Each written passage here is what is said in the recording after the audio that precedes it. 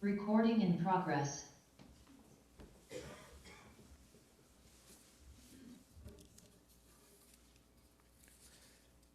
The Unitarian Universalist Association has a certification process for a welcoming congregation.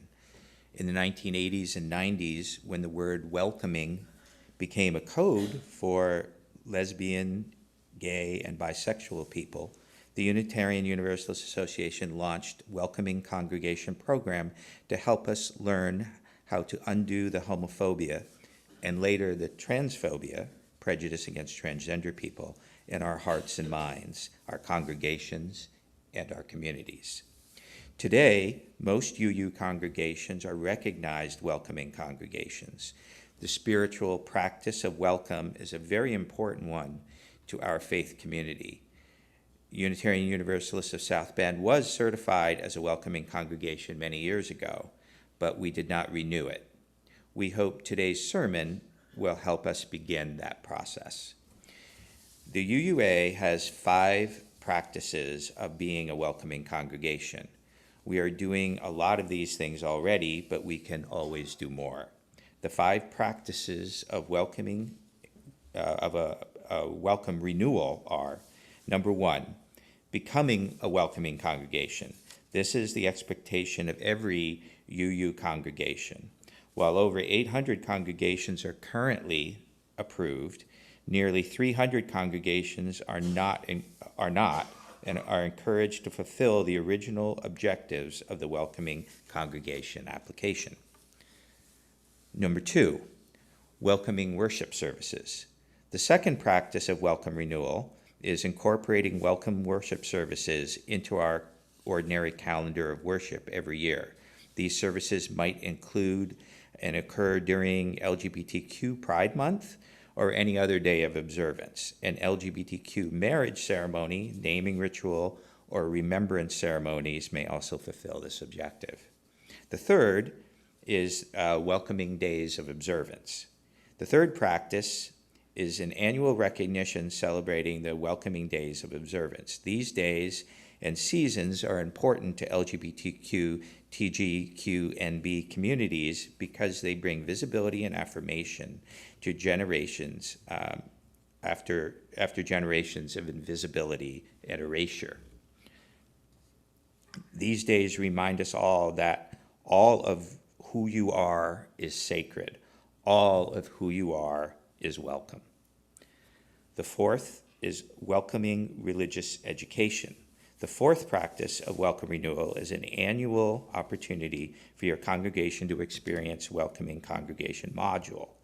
The WC module is a UUA-approved seminar or webinar. Each year, the UUA LGBTQ program office will offer at least one welcoming webinar engaging on LGBTQ plus TGQNB issues and topics. Welcoming congregations may register for a webinar or choose to sponsor a local webinar that would include the local congregation and the community. And the fifth is to support a welcoming project. This fifth practice of a welcoming project are congregations that give generously of our gifts and resources. To remain current, welcoming congregations may donate a sizable donation to a local or national organization, campaign, or project that uplifts the dignity of LGBTQ plus TGQNB communities. The 5 practices are benchmarks of renewal that every congregation will need to integrate into congregational life in order to ensure that lesbian, gay, bisexual, transgender, intersex, asexual, two-spirit, genderqueer, non-binary, and the like feel fully welcomed, centered, and embraced in our Unitarian Universalist congregation. Welcoming congregations shall meet the following benchmarks annually in order to remain current as a welcoming congregation. Eli and I are leading the charge to renew our status and become active once again. If you would like to join our committee, we have a sign-up sheet after the service out in the hall. Let me now introduce my friend and confidant, Dr. Eli Williams. Eli was born in South Bend, Indiana.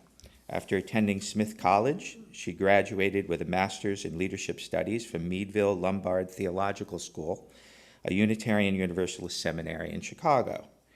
She then earned a PhD in sociology from the University of Notre Dame.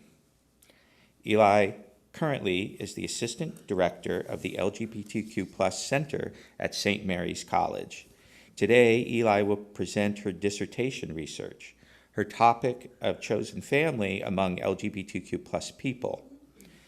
Eli's study, based on 57 interviews with LGBTQ+ people, argues that queer people are impacted by the historical legacy of LGBTQ+ chosen family, but are radically reimagining it in a new cultural, social, and political climate. With focus on motivations, lived experiences, and political outcome, these accounts tell a collective story of resilience.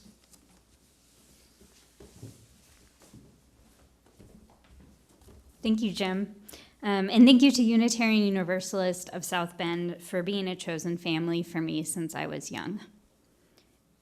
I have two goals in this sermon. One goal is to share stories and strategies I learned in my dissertation research, the topic being chosen family among LGBTQ+ people. I individually interviewed a diverse group of 57 LGBTQ+ people across the country who have a chosen family. The second goal of my sermon is to discuss how we as a congregation can aid LGBTQ+ people in their efforts and become a more welcoming community. So we are going to discuss chosen family today. People from all backgrounds form chosen families, meaning a group that is not related by biological or legal ties, but rather through intentional choice and desired community. My dissertation explores how chosen family in LGBTQ+ communities is prominent because of societal and familial discrimination. So many of us are rejected from our families and communities, so we need to create our own. So I defended my dissertation in June of 2024, which was before Trump was elected this time.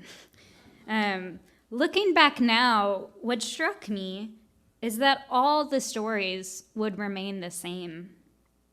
We are still here, and our networks persist.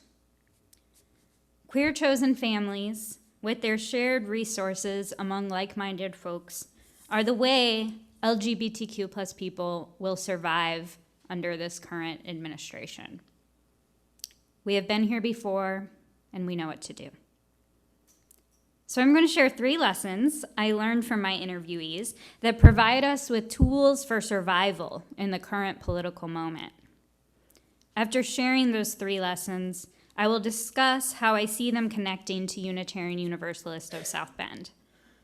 Given the rich history of chosen family and queer culture, we have a lot to learn from LGBTQ+ people about how to persist and thrive in hostile times. Lesson number 1, value intergenerational wisdom and experience. Many of the interviewees in my dissertation had chosen families that were intergenerational, much like traditional family structures. One interviewee, Elizabeth, lived in queer communal housing. Elizabeth and her wife have 2 children. There are 2 other families in the cooperative, another queer couple with 2 children, and a single person with 2 children. Elizabeth spoke about her chosen family as a way to connect with the legacy of queer ancestors. I asked her, what do you think is sort of similar in your experience to these ancestors, and what's different? She answered, quote, "It's completely different than most of the queer ancestors that I can imagine, or at least people that were living as a queer out person, because first of all, queer adults are having kids at much, much higher rates now. And so I'm part of a trend that is vastly different. But similar is like a creativity. I think being queer helps me be much more creative than I would otherwise, and think outside the box about what's even possible, and what do I want. So I'm really grateful that I'm queer in that regard, that I can use that as a way to open my mind and be like, how do I want to live? Do I want to live in co-housing? Do I want to have kids? Do I want to get married or not? End quote. For Elizabeth, being connected to a legacy of queer ancestors opened possibility and unleashed creativity. We must hold on to this, even when times are hard. The ancestors gifted Elizabeth a roadmap on how to form her own family and color outside the lines. Her queer ancestors had laid the foundation for chosen family, and she was able to build a home upon it. On the other side, older people in the sample talked about their admiration for the next generation. Adam, who is 73 years old, had this to share about young LGBTQ+ people. Quote, "I feel like they're doing a great job already. I feel like they may be standing on my shoulders, that they're up there closer to the birds than I am, and they're up there in the heavens surveying the scene and seeing some things that I can't see because I'm below them. And I'm impressed with how they're handling things. And I'm going to say, okay, you're on my shoulders and I'm holding your ankles, but I can tell you're doing just fine. They're up there looking to see how to do things. And I don't have any other advice other than to carry it forward." End quote. Adam felt a sense of pride that he had paved the way for future generations, and that he had meaningful chosen family relationships with individuals much younger than himself. In our current era, where LGBTQ+ rights are under attack, nourishing intergenerational relationships are crucial for their survival of queer communities and families. Lesson number 2, utilize mutual aid. Dean Spade writes, quote, "Mutual aid is collective coordination to meet others' needs, usually from an awareness that the systems we have in place are not going to meet them. Those systems, in fact, have often created the crisis or are making things worse." End quote. There is a long history of mutual aid in LGBTQ+ communities.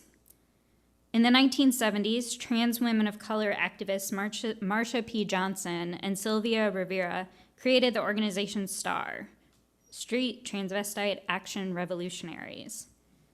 They provided shelter, tangible support, and a social space for transgender people who are homeless and or participating in sex work.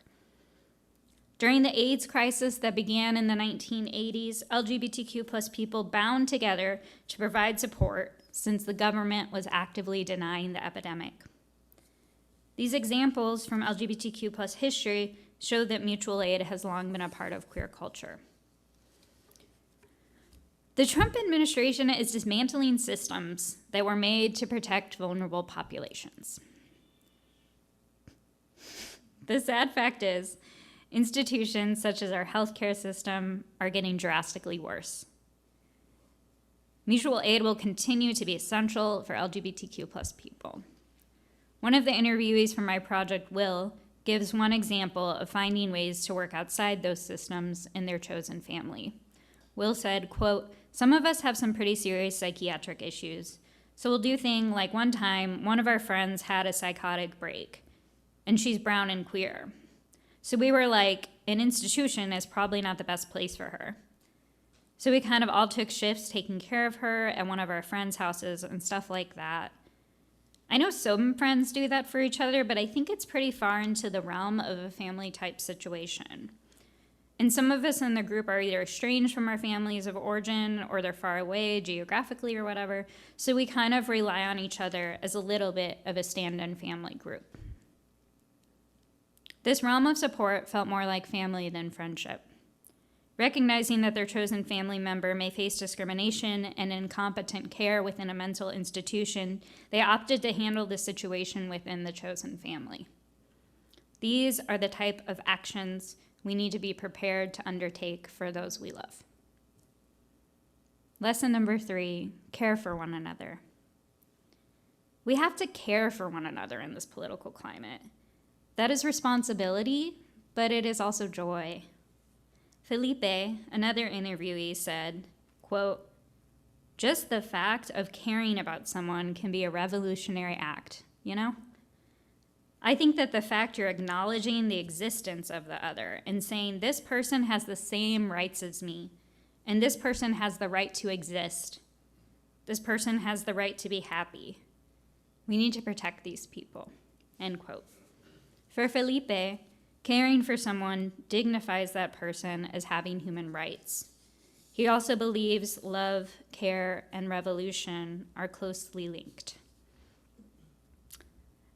As someone who has been deeply involved in queer activism during Trump's first and second term, I can certainly say that the way people care for me in my personal life is what makes my activism possible.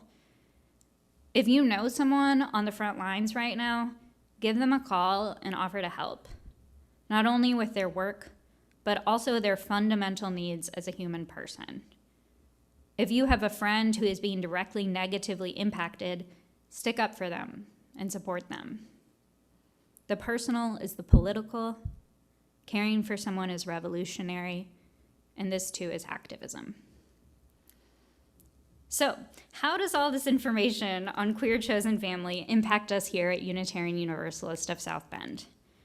Our first lesson on how to survive Trump was about intergenerational relationships. Churches, synagogues, societies, mosques, and other spiritual spaces are often intergenerational communities.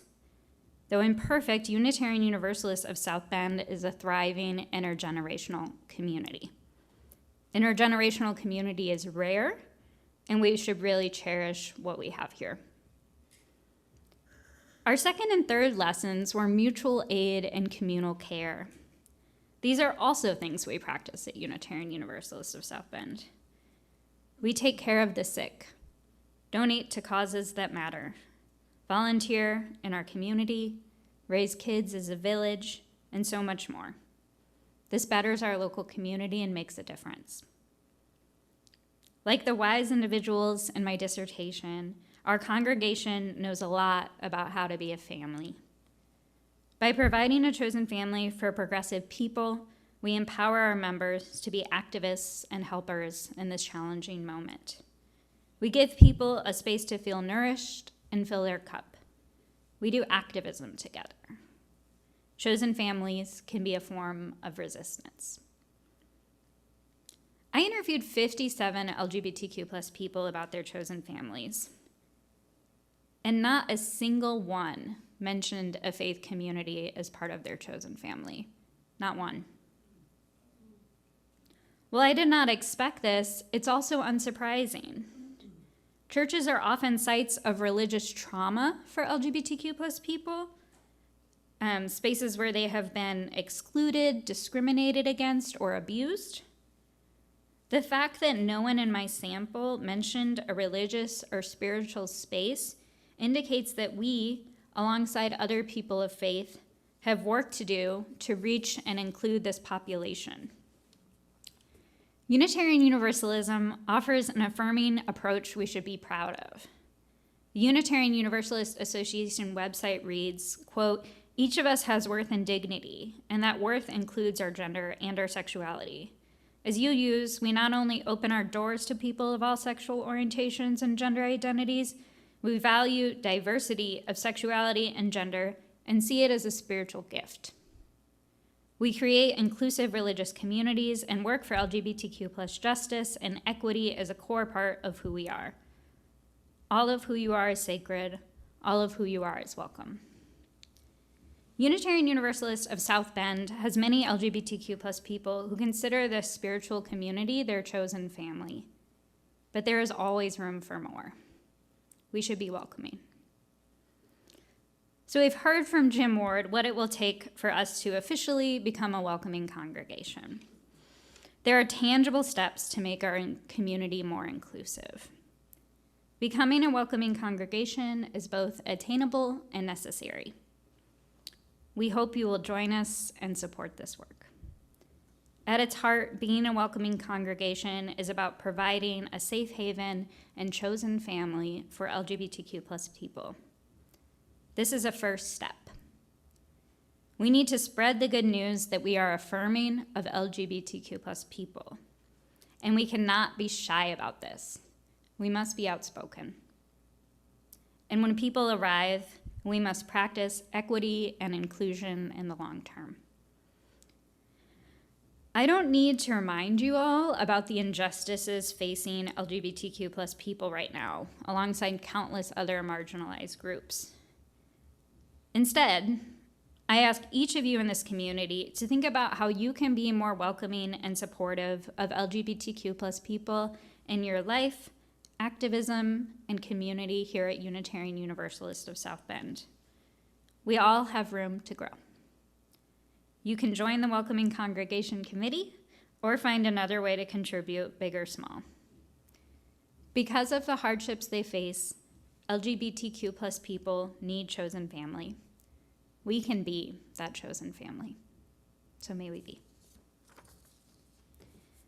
Okay,